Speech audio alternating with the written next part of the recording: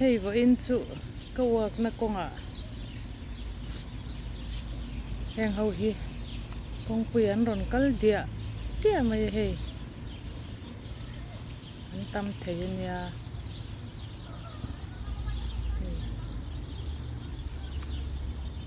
sang deuh dewa te hian an thlawk theia ti hian an thlawk le dia tia motor kong cross tur te hi an dal ve thin ani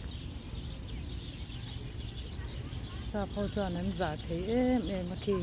khi po khian kong cross do na nga thlap ani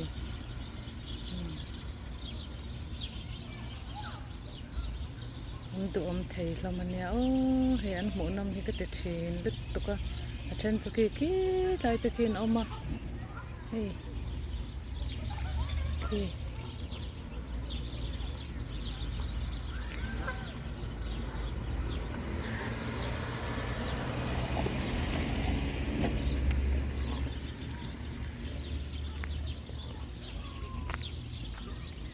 zui phei ze la nge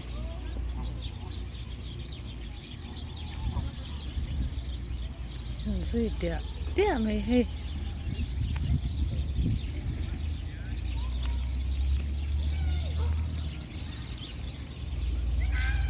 hei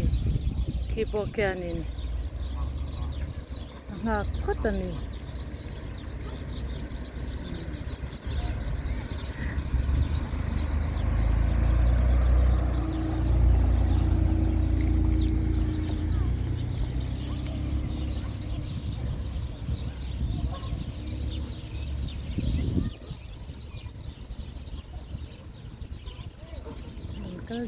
dia mai he ta e an tol thuver an man mo lu tuka e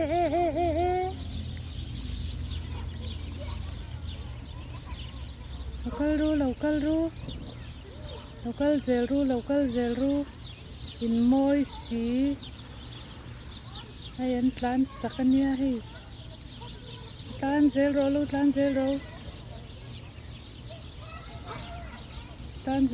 tlan zel ru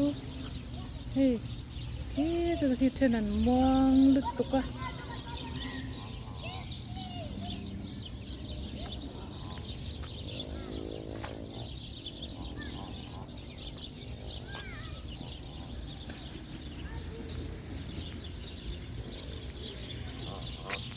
bi kol lut tuk hei hi kol big lut tuk hei kol deu te hi nom ve a kol dan chu ka lau thei bok sia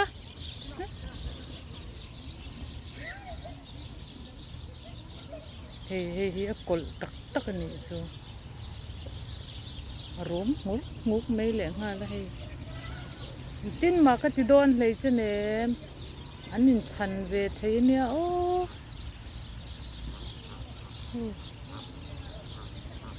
chen chu he lam hin kal ve thung do ni hi he ma roi ni hi kol deuh khianin ki ni ron ne zuk ka a kol dan chu he lam kong an ni chun kal do na ni hi he dilan pan do na he lai dia ki tai ta kin la oma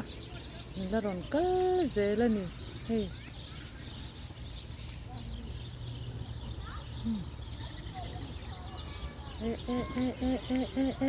man mo ve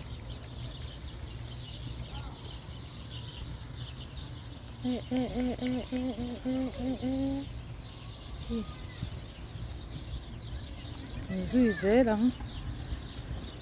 đi là ăn lụt đòn nhỉ khi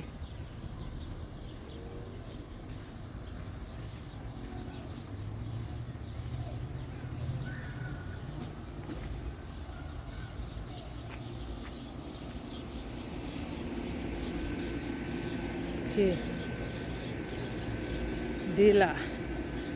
ăn chán lụt lệ tọ đòn nhỉ khi địa mấy à ăn môi thấy nha là khi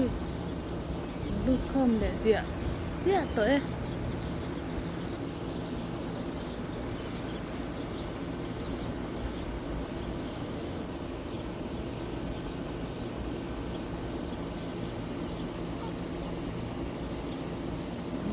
hian ya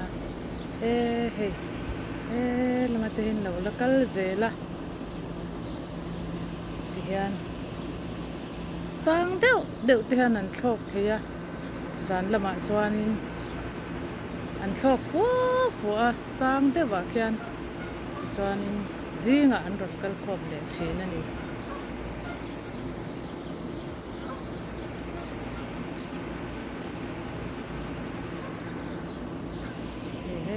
lai nu khoi an li to hang he mi te pali panga hi bia te ti hian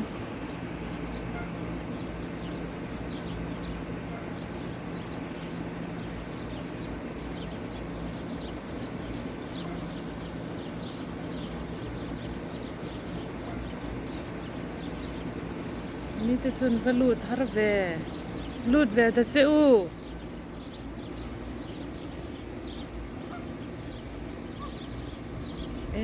anin sual ve thina khi anin nguk ve char ze lut rule kol deuh te hi ngam ve a ki po ava hap vel